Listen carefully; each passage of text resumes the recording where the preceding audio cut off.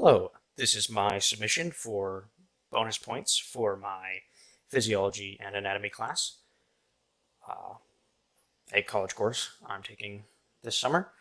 Uh, I've been requested to verify ID. Here's me from 2018. I still look similar though.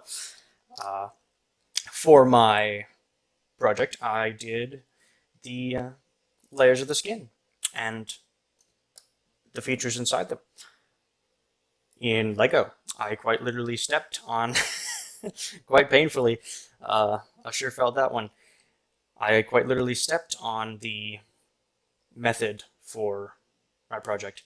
Um, so to start off with, we have the epidermis, the outer layer, the dermis, represented in red here, the epidermis represented in tan, because it was closest to my skin color that I could get, and the subcutaneous layer, represented in yellow. Now, this only shows a single hair follicle, or the hair shaft would come out of this spot. The squamous pattern of the papillary plexus on the top here, which is that weird grid pattern you can see on your skin if you look close enough. And underneath this, we have the dermis and the parts of the dermis. So, let me get that. I gotta remember that the recording is inverted.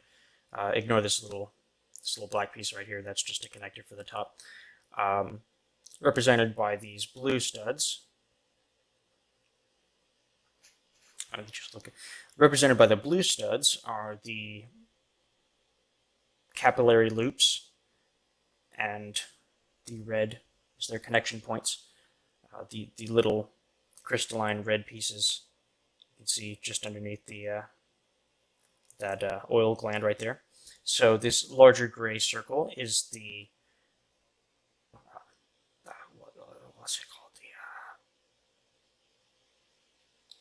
The hair follicle, and the root will be on the layer below. These are oil glands, which produce oil that goes around the hair and protects it, forms that outer layer. The gold stud pieces here represent the nerve endings. It's where most of the feeling of touch and temperature is taken with those. And next, we have another layer of the dermis. Continuing down here, you can see the hair follicle, or the hair root, would be this lower part down at the bottom, and it's kind of teardrop shaped from the top with the with some little sacs coming off. Those are the oil glands, represented by the two pieces here.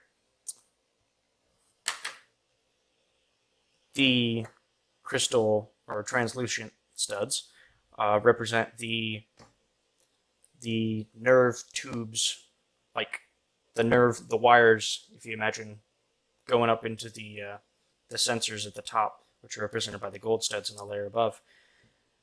The blue, again, represents the blue and red represent the veins and arteries that run through the skin, and I dare say it's absolutely perforated. Every part of your body is perforated.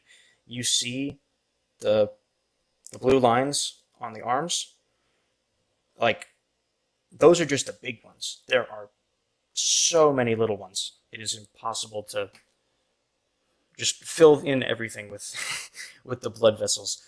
Okay, next we have the sweat glands here, and there's about a sweat gland or two, 1 to 2 per hair follicle. So there's a lot of little ones, and they look like worms, kind of.